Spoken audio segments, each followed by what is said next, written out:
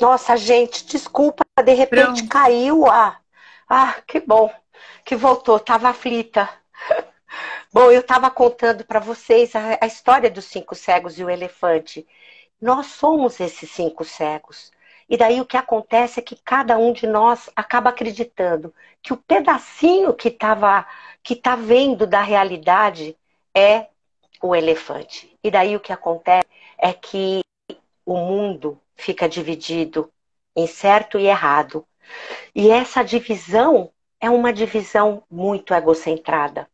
Porque a gente, veja, se você acha que alguma coisa é porque você acha que aquilo é certo. E daí, então, certo é a maneira da gente comer, de se vestir, são as nossas crenças, a nossa religião, o partido político que a gente gosta, que a gente acha que é o melhor. E se só tem dois, o certo, que é aquilo que a gente pensa, então, tudo que é diferente daquilo que a gente pensa está errado. E se está errado, não tem direito de existir. Eu preciso transformar, nem que seja por amor. E daí, não dá para conversar. Porque quando você conversa com o outro, o teu olhar não é de aprender com o outro, não é de compreender o que o outro está pensando. Não existe a escuta. O olhar da gente fica em convencer o outro daquilo que a gente pensa. E daí então o vegano quer convencer aquele que é carnívoro de que ele está errado em comer carne. E o carnívoro quer convencer o vegano de que ele vai ficar doente, que não tem sentido ser vegano. E o meu Deus é o bom e eu tenho que transformar a sua crença para você acreditar no meu Deus, porque o meu Deus é o certo. E o meu partido político é o que enxerga a realidade e que vai mudar a sociedade. E o seu partido político é errado, e então eu tenho que destruir o que o outro pensa. E por trás desta crença que a gente tem, de que aquilo que a gente vê é a verdade, é a realidade, a gente acaba criando fossos com o outro. A gente acaba não escutando, acaba fazendo julgamentos daquilo que o outro está pensando, do que o outro acredita, do que o outro pensa. A gente nos afasta da compaixão, da solidariedade, da empatia.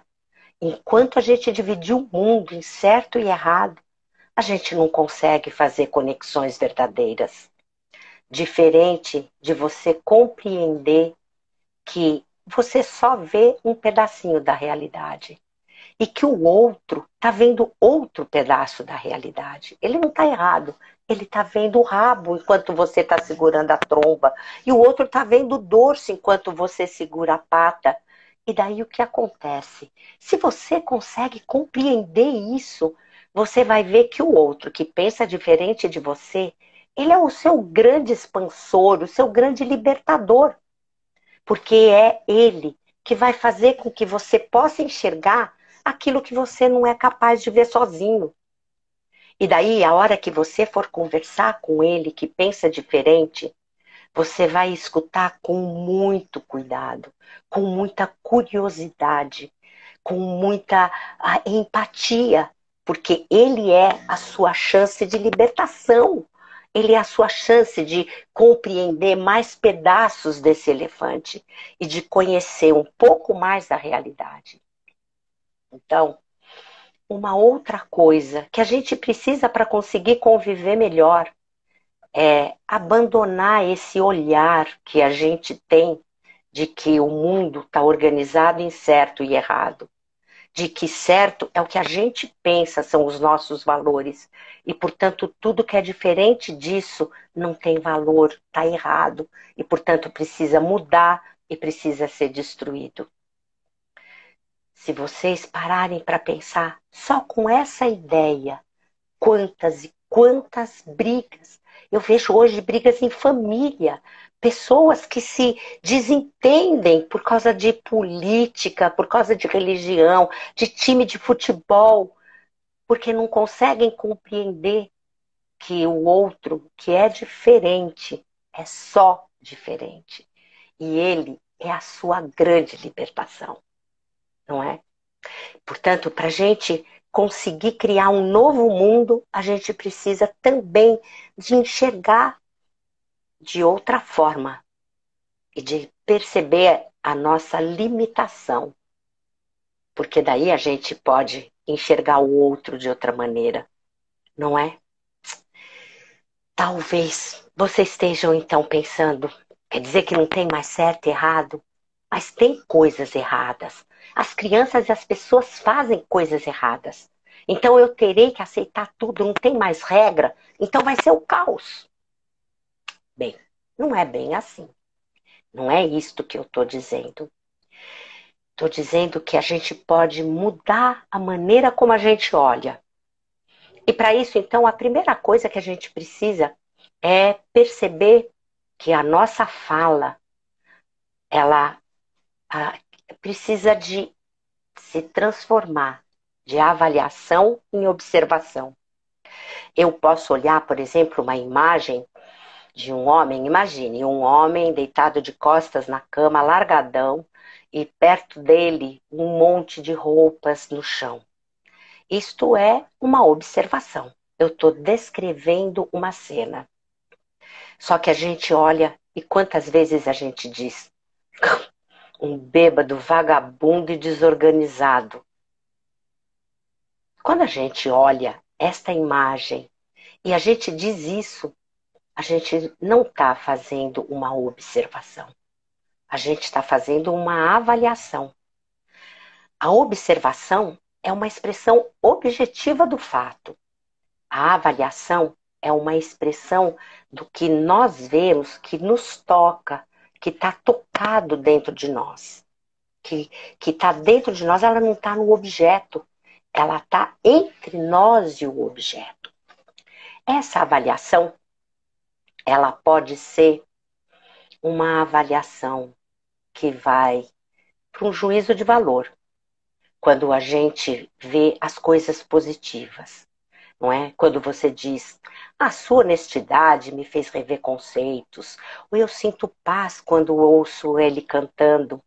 Você está fazendo uma avaliação positiva, um julgamento de valor positivo. E aí você está expressando qualidades que você observa. Só que a gente, a maior parte do tempo, faz julgamentos moralizadores, porque a gente está lá no certo e errado. E a gente está criticando o outro. Quando a gente faz um julgamento moralizador, a gente pressupõe uma natureza errada, maligna nas pessoas, que elas que não estão em consonância com os nossos valores. As atitudes, então, são organizadas em certo e errado, merecedor e não merecedor. E a gente vai organizando o mundo dessa forma. A gente diz ele é merecedor de respeito ou não é merecedor de respeito. Ele está errado na maneira como ele vive. E a nossa atenção acaba se voltando para classificar, a analisar e determinar níveis de erros. E quando a gente faz isso, a gente se afasta do outro. Por quê? Porque os julgamentos moralizadores, eles embutem comparações, eles jogam culpa, eles fazem insultos, depreciam o outro, rotulam, fazem críticas, fazem comparações e diagnósticos que acabam pondo o outro para baixo, não é? E isso é muito sério. Isso é muito sério. E se vocês começarem a observar, quando vocês ouvem uma pessoa falando para vocês, ou quando vocês falam alguma coisa para alguém, quanto que a gente não julga. Eu vou falar aqui algumas frases que talvez vocês já tenham ouvido ou já tenham falado. Olha só. Olha só quem chegou. Ela pensa que é a dona do pedaço. Eu faço tudo errado mesmo. A fulana está sempre estressada, acho que ela vive de TPM. irresponsável. Só quem é irresponsável age assim. Isso é nota que se apresente? Seu trabalho é medíocre. Ele bem que mereceu o que aconteceu. Sempre apressado, não sabe o que quer da vida. Vocês já ouviram alguma dessas frases? Ou já disseram alguma? Para o filho, para o aluno, para o marido, para o amigo, para o companheiro de trabalho. Elas estão aí, milhares de outras frases que são julgamentos. Quando você se sente julgado, ou alguém se sente julgado por você, quais são as reações mais comuns? 4 são as mais comuns.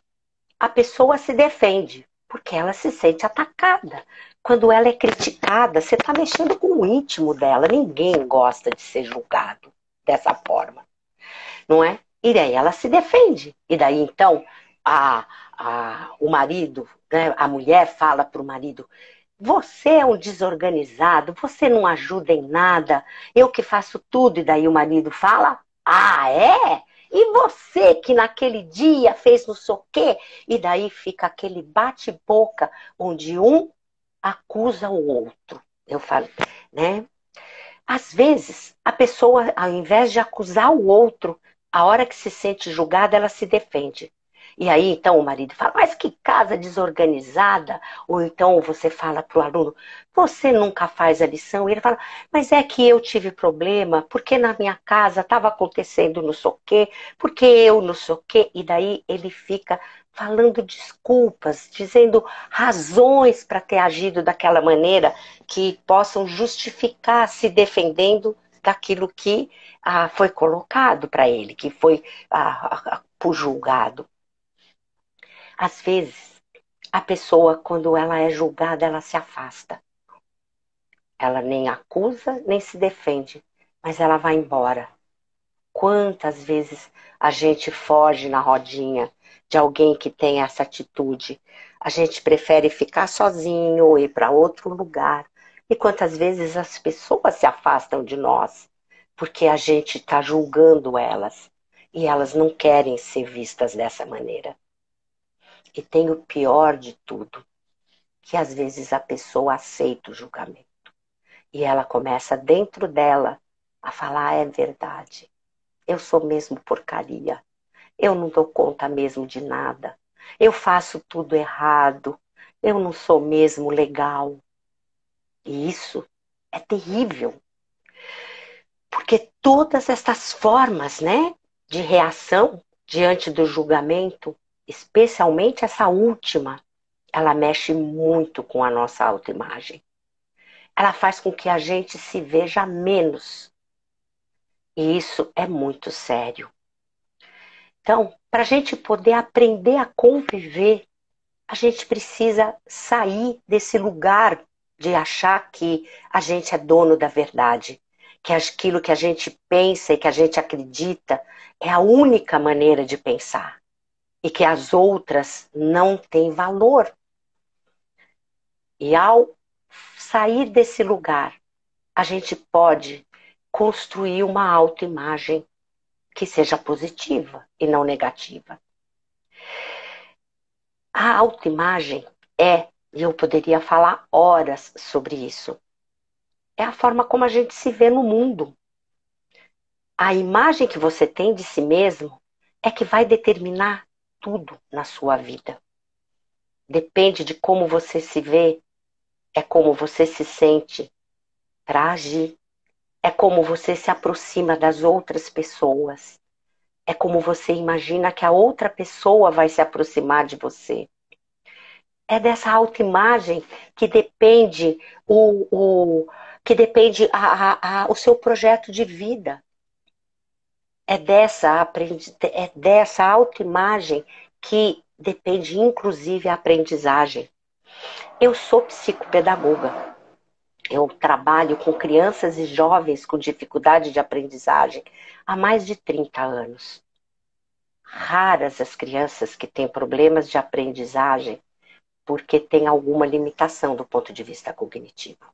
Não chega a 2%.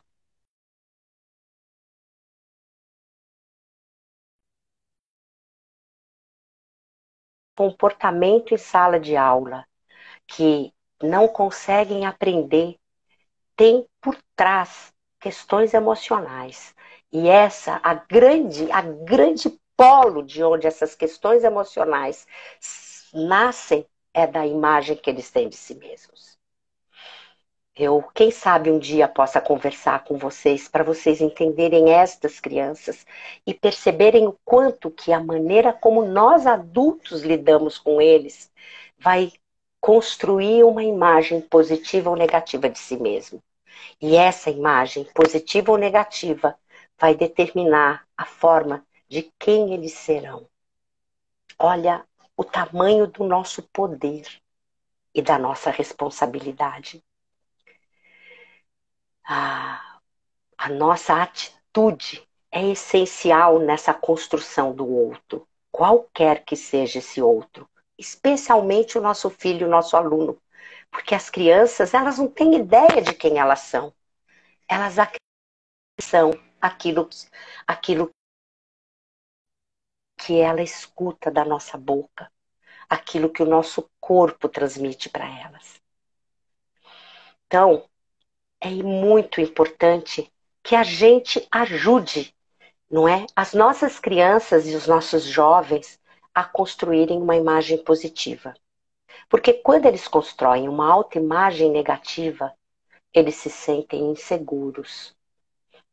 Eles são sujeitos à depressão. Eles sentem muito mais medo da vida, medo de arriscar, medo de pensar. Eles têm dificuldade de aprendizagem, eles não conseguem usar a sua potência do cérebro. Eu sempre falo para os pais, um cérebro de BMW último modelo, com gasolina adulterada, anda menos do que Fusca 68 com gasolina azul.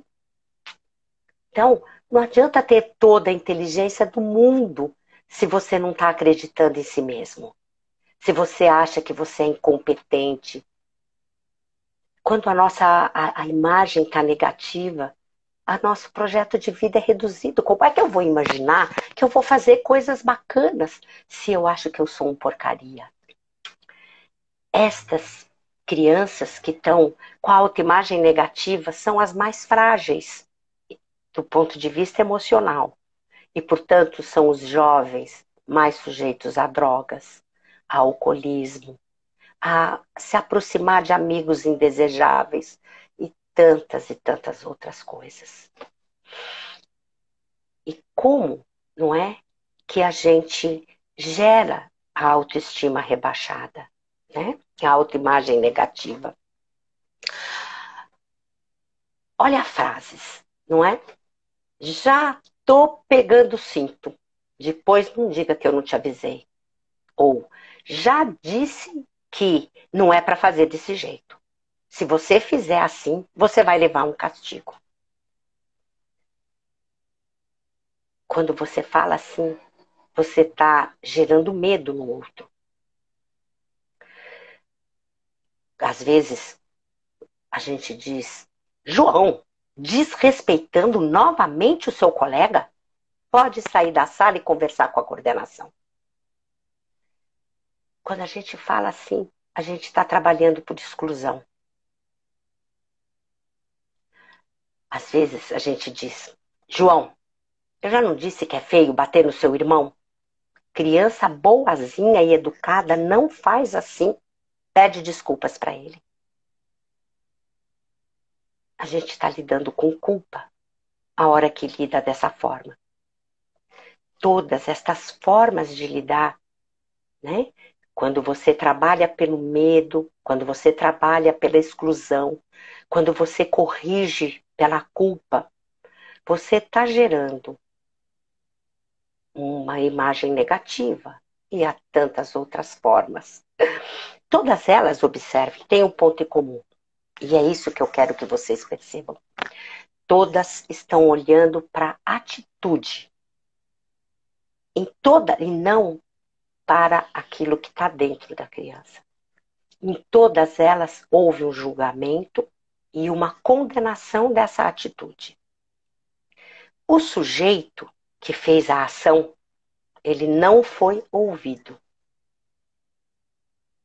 A correção da atitude partiu do princípio da punição, de que eu transformo a atitude do outro pela punição. Isso acontece na educação dentro de casa, isso acontece na educação na escola, isso acontece na educação da sociedade, do poder público. Quando você ouve falar, tem muitos jovens que estão cometendo atos infracionais. Qual a primeira coisa que a maior parte das pessoas pensa? Vamos aumentar a punição, vamos diminuir a maioridade, vamos colocar mais tempo na cadeia. Sempre é para... tem muita gente que não está obedecendo às normas de trânsito, vamos aumentar a multa. É sempre uma punição, é sempre exclusão, é sempre culpa. A punição, ela é da pessoa e não da atitude. A pessoa e a atitude estão indiferenciados quando a gente lida dessa forma. E isso é muito complicado, não é? Quando se pensa a educação desta forma, não é? O que se imagina é que educar é adequar a pessoa à sociedade. E por isso, então, eu preciso ensinar as regras dessa sociedade para ela. E eu preciso que ela obedeça. E de que forma que eu faço ela obedecer? Pelo prêmio, quando ela obedece. E pelo castigo, quando ela não obedece. O castigo tem como objetivo gerar medo. E pelo medo, a pessoa não repete. Só que o medo também gera cálculo de risco.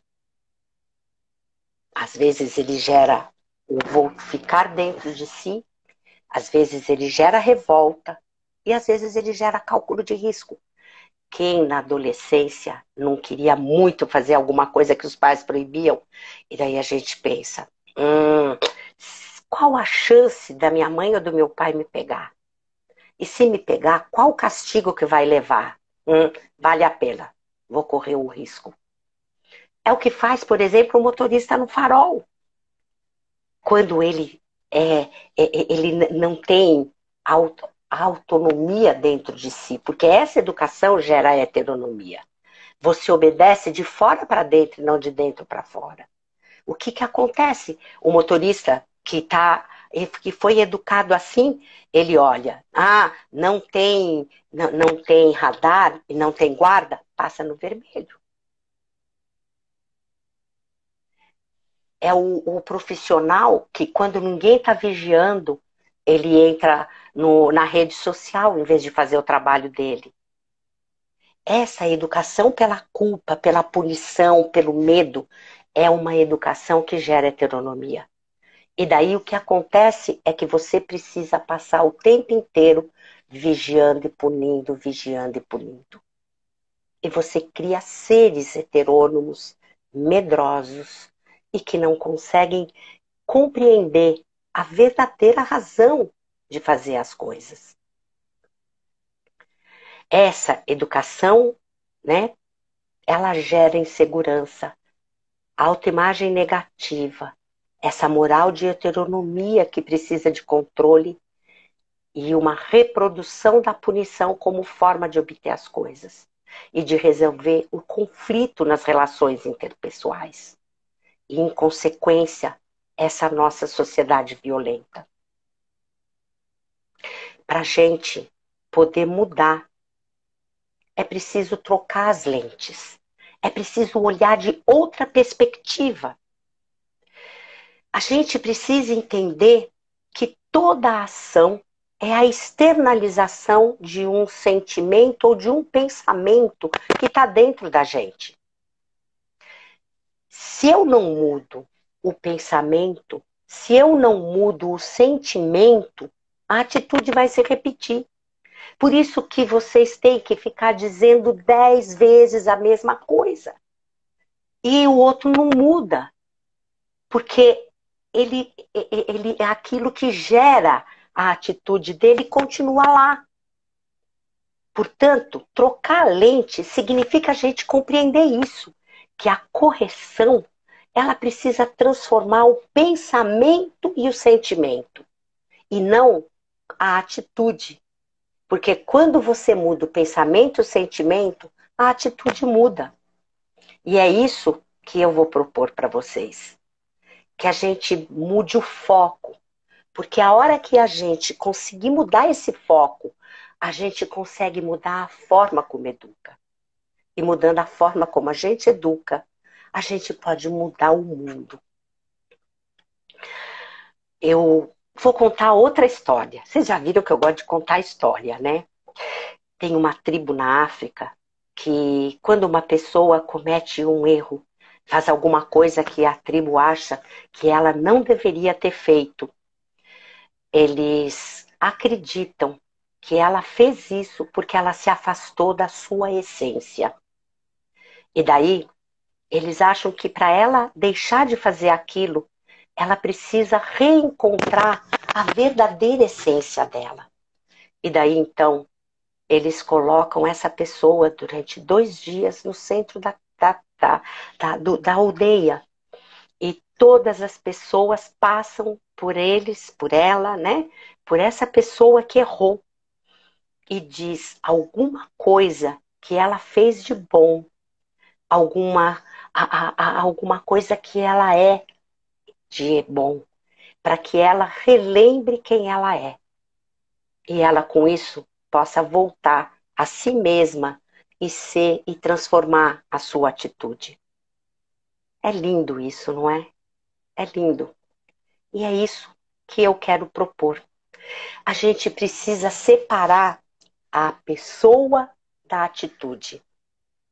A atitude é que você diverge e não da pessoa. E a gente pode fazer isso na fala da gente. Por exemplo, o teu aluno fez alguma coisa que você acha que não deveria ter feito. Ao invés de julgá-lo como errado, condenar a atitude dele e fazer um julgamento moralizante, dar um castigo, a gente pode falar alguma coisa como, por exemplo, Maria, eu não entendi por que uma pessoa tão bacana como você, que foi capaz de fazer tal coisa na segunda-feira, agiu desse jeito. Não combina com você. Me ajuda a entender o que aconteceu. Veja, quando você fala dessa forma, ficou claro para Maria que você não concorda com a atitude dela. Mas também ficou claro para Maria que você continua vendo ela de uma forma positiva. Que esta atitude que ela teve não matou quem ela é. Ela continua sendo tudo aquilo que na aldeia as pessoas dizem. Isso faz com que ela possa se sentir ainda respeitada, amada, admirada e possa ser verdadeira com você. E você abriu um espaço de escuta, não de condenação. Ela vai ter um espaço para explicar o que é que fez com que ela fizesse daquela forma. E às vezes é tão surpreendente o que a gente escuta. Se vocês tiverem esse exercício...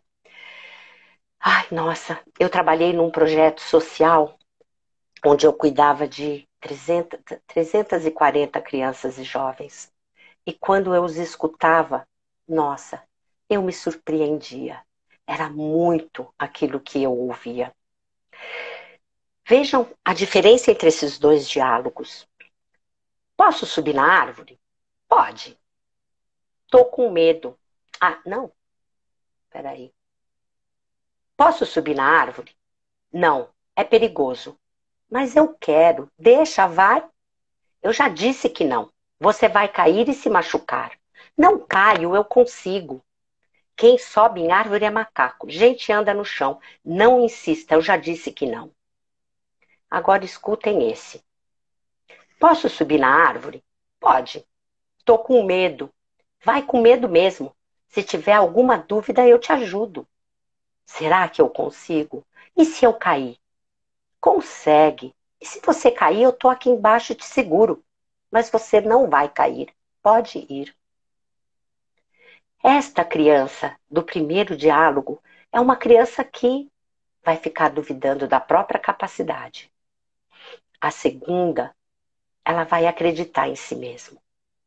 Esta forma de lidar, onde você acredita no outro, favorece a autoimagem positiva. A criança que é criada desta forma, ela se vê como alguém competente. Ela sabe que ela é merecedora de amor, de admiração. E a relação do outro com ela e dela, consigo mesmo, e com a vida e com os projetos, fica diferente.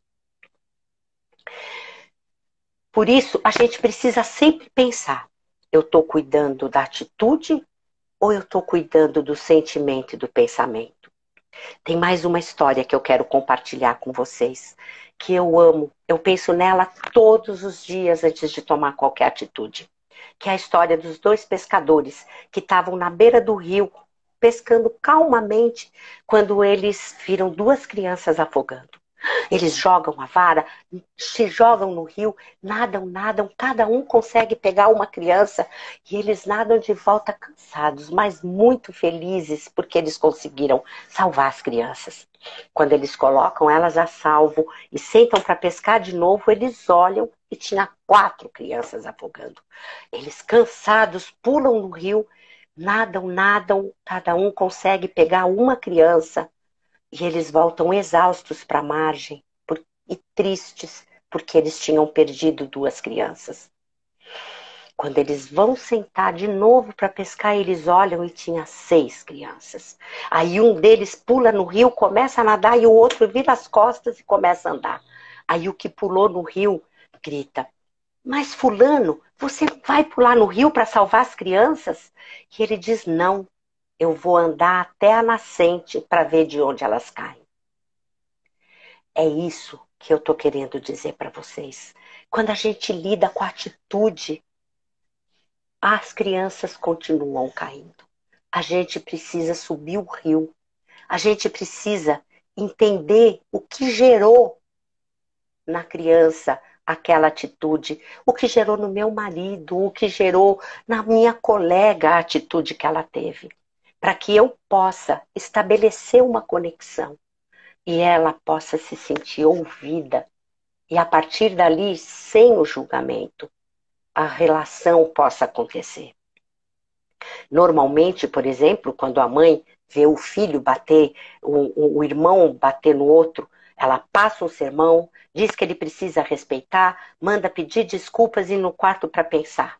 E só sair de lá quando estiver calmo. Se a mãe entende que ele bateu porque alguma coisa ele sentiu, alguma coisa fez ele bater, antes de julgar, ela vai perguntar, ela vai dar a ele o direito, a palavra. E daí, então, ela vai levantar hipóteses. Será que ele está sentindo ciúmes do irmão e por isso ele bate? Será que o irmão excluiu ele de alguma brincadeira? Será que ele está com raiva porque o irmão sabe fazer coisas que ele não sabe? Será que o irmão quebrou um brinquedo no outro dia e ele agora está descontando? Será que o irmão fica gozando dele quando você não está vendo? E ele agora está com raiva porque ele é gozado? Será que ele não está achando que a mãe só vê o que ele faz e por isso está sempre protegendo o outro e ele se sente menos amado?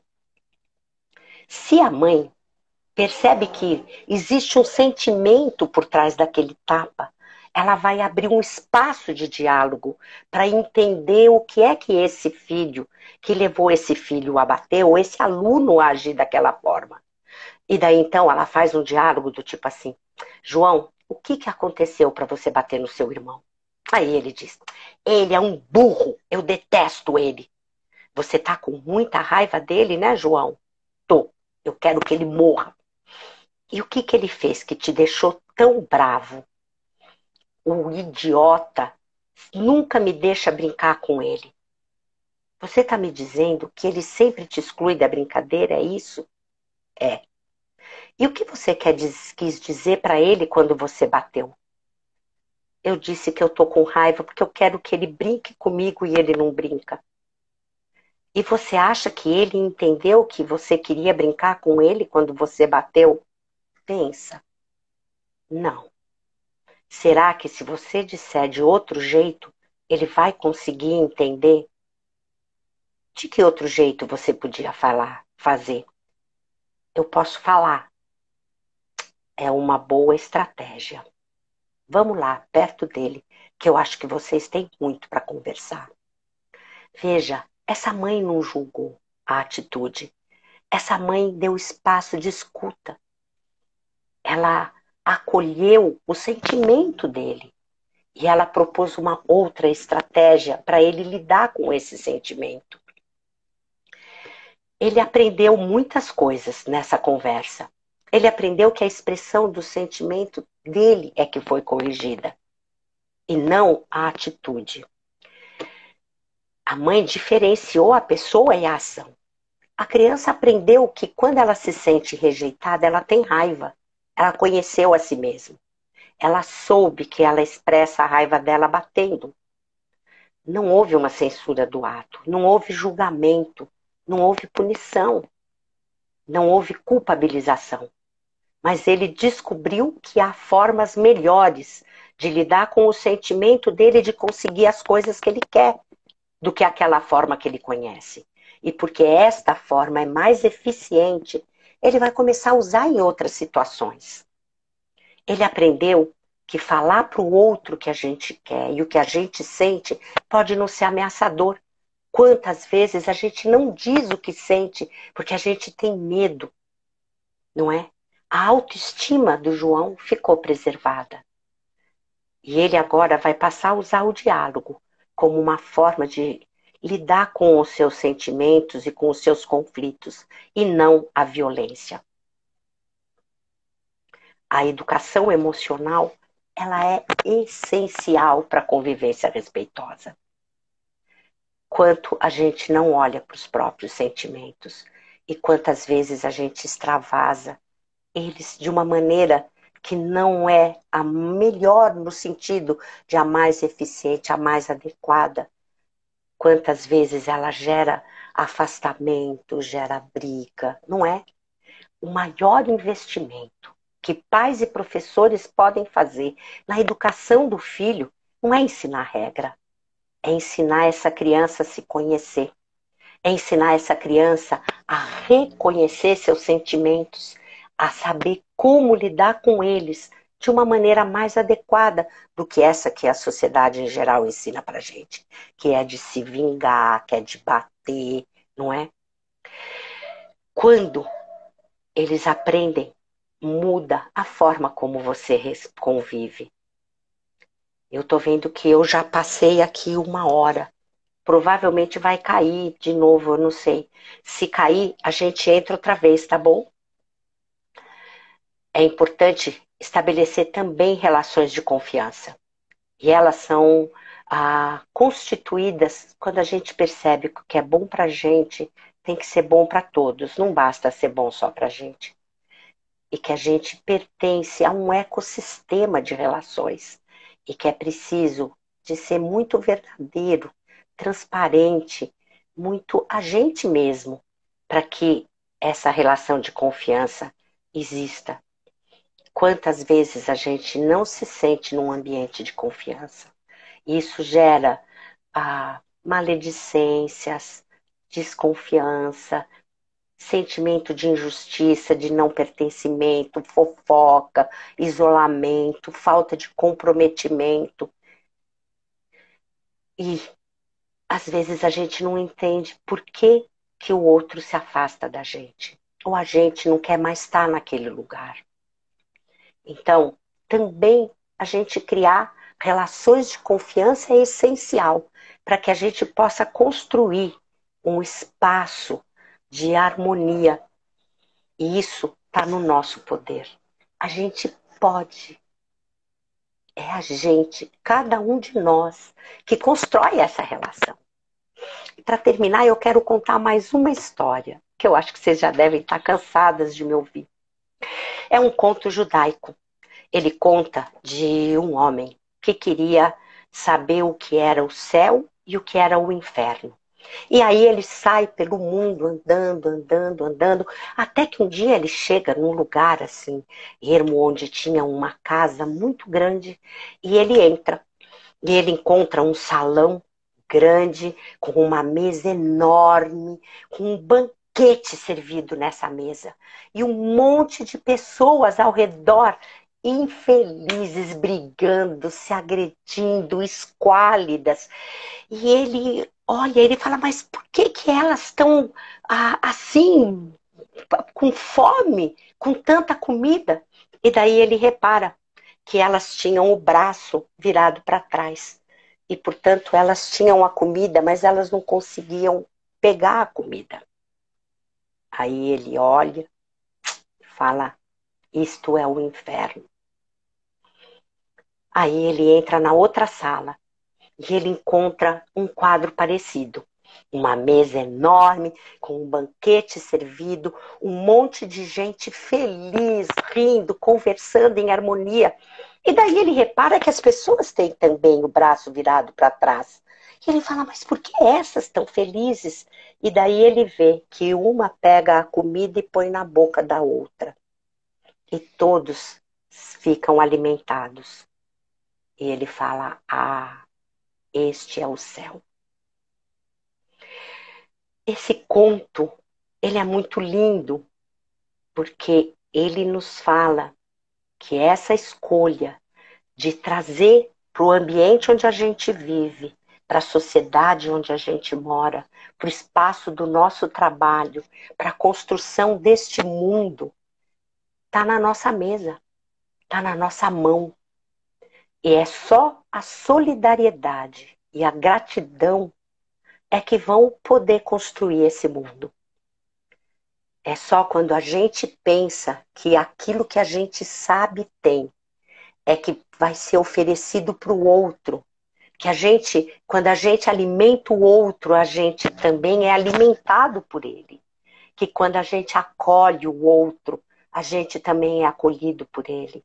Que quando a gente tem gratidão por aquilo que o outro faz por nós, por aquilo que a vida nos dá, é que a gente constrói o céu dentro da gente e no ambiente onde a gente vive. A gratidão, a meu ver, é um dos sentimentos mais importantes da gente ter. Porque ele é a prova do amor do outro. Quantas vezes as pessoas nos fazem coisas que a gente pensa que é obrigação e a gente não percebe o amor que é dado, a gratidão de estar vivo, a gratidão de ter tantas possibilidades, de poder ter estudado, a gratidão do sol, a gratidão do amor. É só nessa hora, né, que você reconhece que o que o outro está fazendo é amor, é que você vai se sentir verdadeiramente amado. E a gratidão é o que expressa esse reconhecimento do amor do outro. Então, eu gostaria de deixar para vocês isso, a potência que cada uma de vocês tem de construir um novo mundo, porque vocês são educadores e nada nesse mundo é mais poderoso do que educar. E se a gente educar as nossas crianças e jovens para a solidariedade, se a gente educar para a paz, se a gente educar para a convivência harmoniosa, a gente constrói um outro mundo. Vocês podem ter certeza disso. Eu quero agradecer, então, a vocês de terem ficado todo esse tempo aí me ouvindo, não é? É lógico que cada uma dessas coisas tem muito mais para ser aprofundado, mas eu acho que por hoje basta. E eu quero, então, agora ouvi-los, né? Ver que perguntas que vocês gostariam de me fazer. E espero que vocês terminem essa noite com a sensação de que valeu a pena ter deixado tudo que vocês deixaram para ouvir o que eu trouxe para vocês. O meu chat Obrigada. tá parado. Ah, as pessoas Ah, vão falar as perguntas ou vão é, escrever? então, eu acho melhor, Carmen, em primeiro lugar, obrigada em nome do Projeto Ecoviver. E eu acho que é melhor se as pessoas puderem escrever aqui no chat as perguntas. E aí, se você não conseguir ler, eu resgato aqui com você. Tá. O Porque meu se a chat gente. tá parado. O Eu meu não tá estou funcionando enxergando o direitinho chat. aqui, eu consigo enxergar. Aí eu vou te Ah, você passando as lê então a perguntas aqui. pergunta para mim? Então Leio, você pode lê para ficar mim? tranquila. Tá, Pessoal, obrigada. então, quem tiver alguma pergunta, tiver alguma dúvida e quiser tirar com a Carmen, pode escrever aqui pra gente no chat e eu leio aqui para ela. Estão vindo muitos agradecimentos, Carmen. Depois eu passo para você. Obrigada. Tá. Pessoal falando que nem viu passar o tempo, agradecendo pelos ensinamentos, dando parabéns, gratidão, dizendo que valeu muito a pena, que foi muito bom te ouvir. Acho que por enquanto só muitos agradecimentos.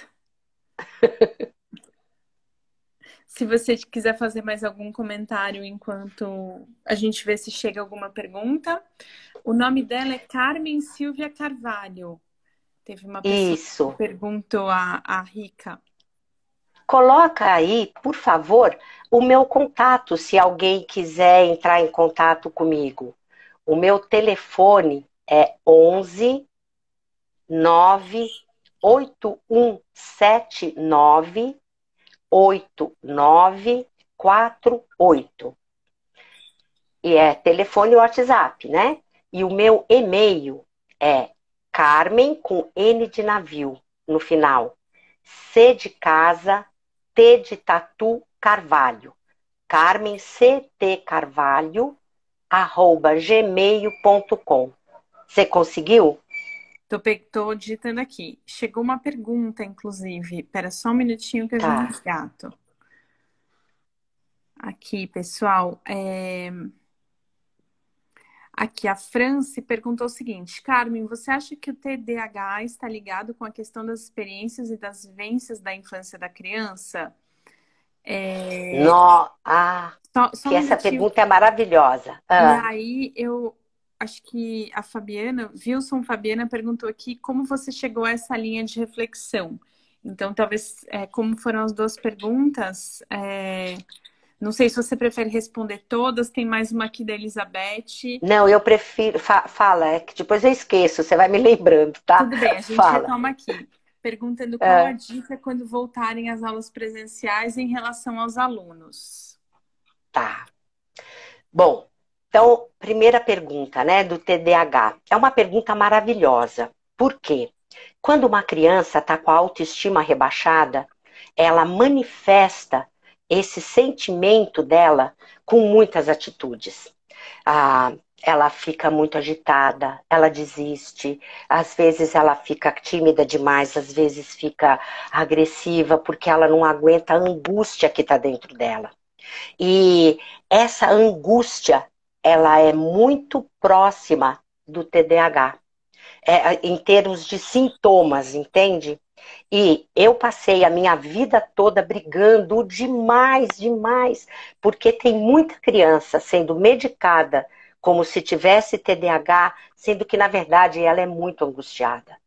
Então, a hora que você ajuda essa criança a encontrar a si mesma, que você age com ela e a família age com ela como aquela tribo, quer dizer, você ajuda ela a resgatar a confiança, a acreditar em si mesma, a perceber a sua competência, ela acalma, ela muda completamente.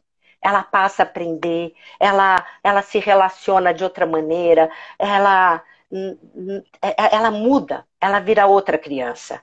Então, o TDAH, ele existe, eu não estou negando a existência dele.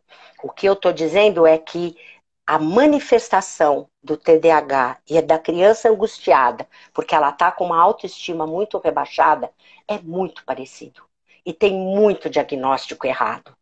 Então, Eu, como psicopedagoga, por exemplo, eu sempre trabalho com a criança, resgatando essa autoimagem, fazendo ela se perceber competente. E daí, se ela permanece com as mesmas atitudes e os mesmos sintomas, aí eu levanto a hipótese de um TDAH.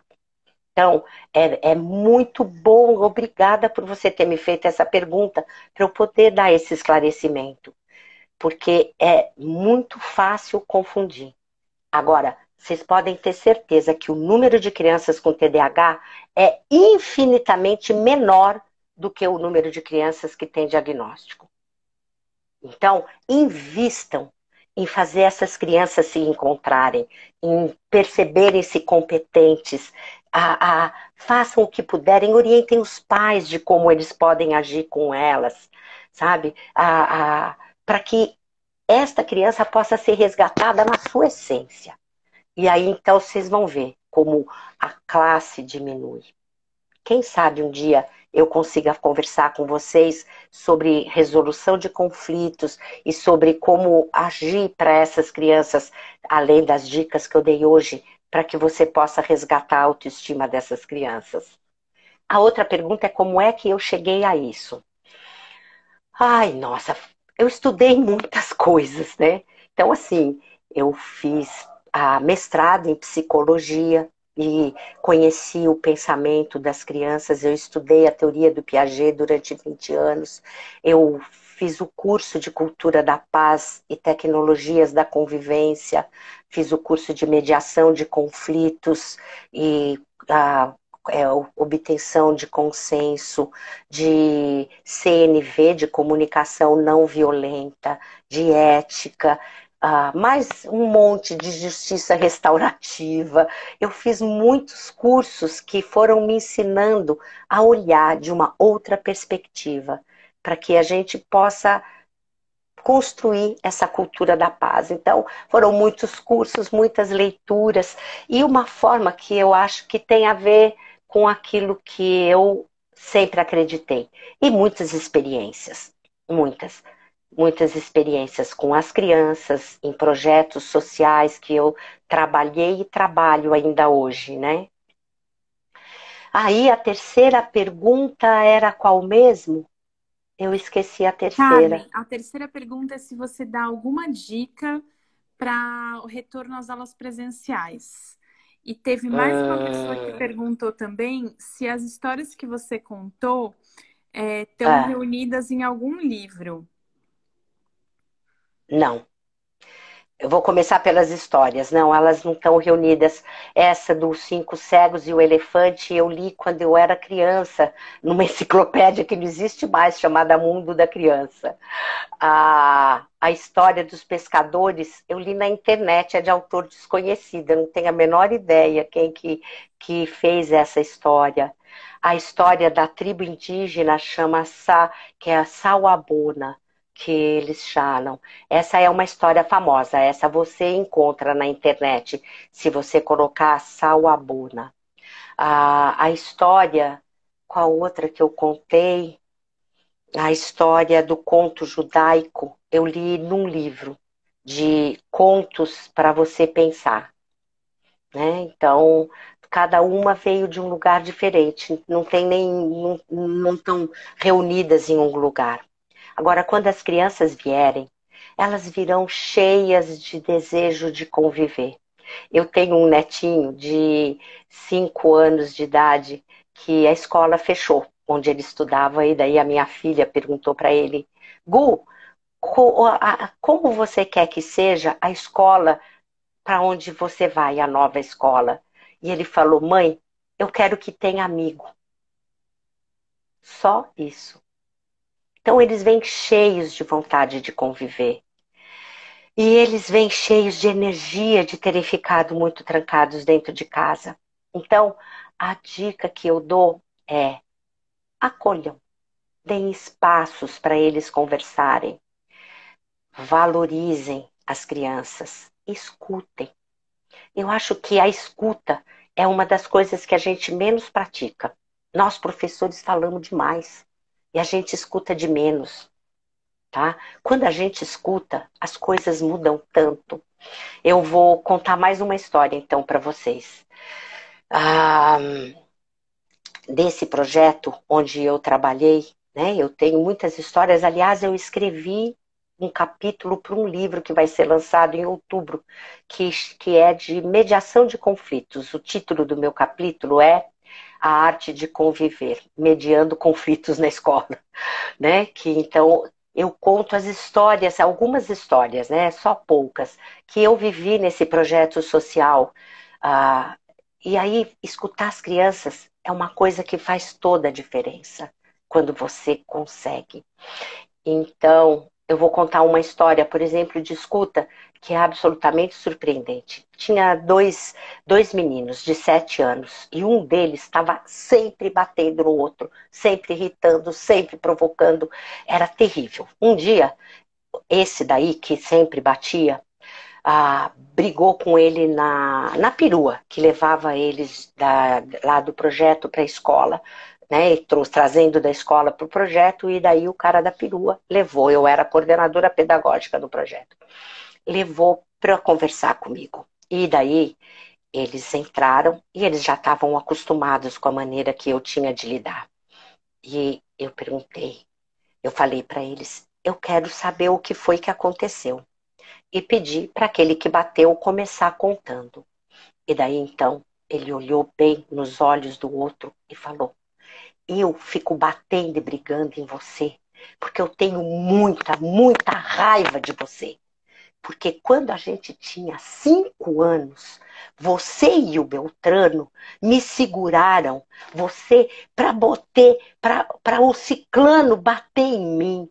E eu nunca consegui esquecer a humilhação que eu passei de ter apanhado sem poder me defender. E por isso que eu tenho raiva de você. E toda vez que eu posso, eu fico te batendo. A hora que o outro ouviu, ele começou a chorar. E ele falou, mas eu nem lembro que eu fiz isso. Eu não sabia o que eu estava fazendo, me desculpa. Eu nem sei por que eu te segurei. Me desculpa. Eu hoje nunca faria isso de novo. Quando o outro falou, aquele que batia e que ouviu pela primeira vez, falou, você entende como você me magoou? Ele falou, sim, foi muito ruim eu ter feito isso, me perdoa. E aí ele parou, a expressão dele mudou, e eu falei, você entendeu? Ele era pequeno, ele não sabia o que ele estava fazendo. Aí o outro falou, você consegue me desculpar? E ele falou, consigo, mas você jura que você nunca mais vai fazer isso para mim? Ele falou, nunca. E os dois saíram. E ele nunca mais brigou com o colega. Quando ele era repreendido, quando se cuidava da atitude dele, porque ele era agressivo com o colega, e daí então ele era punido, aquilo que estava dentro dele, que era a humilhação tão forte que ele nunca tinha conseguido esquecer, continuava lá. A hora que ele teve espaço para falar, a hora que ele pôde ouvir do outro, ele pôde perdoar e ele pôde organizar aquilo dentro dele. E daí, efetivamente, quando subiu o rio e viu de onde que caía a atitude dele, e isso pôde ser resolvido. Aí, então, a atitude dele mudou, não é? Então, escutar as crianças. As coisas que a gente escuta são absolutamente surpreendentes. Quando que eu podia imaginar que ele batia por uma coisa que tinha acontecido 2 anos antes, que eu não tinha visto aquilo acontecer. Mas é só quando você dá a palavra, é só quando você não julga, é que o outro dá conta de dizer. E você ajuda ele, então, a resolver aquilo que estava dentro dele. Eu teria centenas de histórias como essa para contar. E eu posso garantir para vocês que eles mudam e que eles aprendem. Eu ponho a minha mão no fogo de que dá certo. Porque eu entrei nesse projeto e eram 340 crianças que se matavam. Os professores não conseguiam dar aula. E depois de um tempo de investimento, ensinando as crianças a conviver, mudou completamente. Mudou completamente. Então eu garanto para vocês que dá certo, que vale a pena investir. Então, qual que seria a primeira coisa que eu diria? Que fazer o que eu fiz. Ensinar os conteúdos da escola. A gente acaba dando aula 15 minutos e o resto do tempo a gente resolve conflito. Se você investir em ensiná-los a conviver, você vai fazer com que eles depois, né, deste algum tempo, estejam convivendo tão bem que você vai dar a aula inteira. Então, eu investiria nisso, em escutá-los, em resolver os conflitos, para criar um ambiente de aprendizagem. E daí, quando esse ambiente estiver mais maduro, eu teria como primeiro plano ensinar conteúdos. Mas antes, eu ensinaria a conviver. Essa seria a minha grande dica, porque eu acho que esse é o nosso maior papel na escola. Sabia? Ninguém sabe como vai ser o mundo daqui a alguns anos. Quando as crianças que vocês dão aula, os alunos, os jovens que vocês dão aula forem para o mercado de trabalho, ninguém sabe qual vai ser o mundo, ninguém sabe qual vai ser os conteúdos que se eles vão precisar para trabalhar. Hoje, todos os estudos mostram que as pessoas são admitidas pelo conhecimento e demitidas porque elas não sabem conviver. Então, eu ensinaria, prepararia elas para o mundo, que é um mundo que ninguém sabe qual vai ser, ensinando, desenvolvendo essa inteligência emocional, que é o que eu acredito que é o mais precioso da educação. Então, essa é a minha dica. Não sei se eu te respondi. Carmen, eu tô um pouco preocupada. A resposta foi incrível, inclusive. Eu tô um pouco preocupada porque eu acho que a live deve cair em breve. Vai, já tem 1h30 que eu tô aqui. Perdão, gente, é tanta coisa que eu quero dizer. Eu quero muito, então, agradecer a oportunidade. Falar que, para mim, é sempre um prazer conversar com professores. Quero que vocês saiam desse encontro cheios de energia e de certeza do quanto vocês são preciosos e vocês têm uma possibilidade preciosa em mãos. E tô às ordens, podem me escrever, podem mandar o WhatsApp, que eu vou adorar me comunicar com vocês, tá bom? Tchau, gente! O projeto É Conviver agradece muito, muito, muito mais uma participação sua.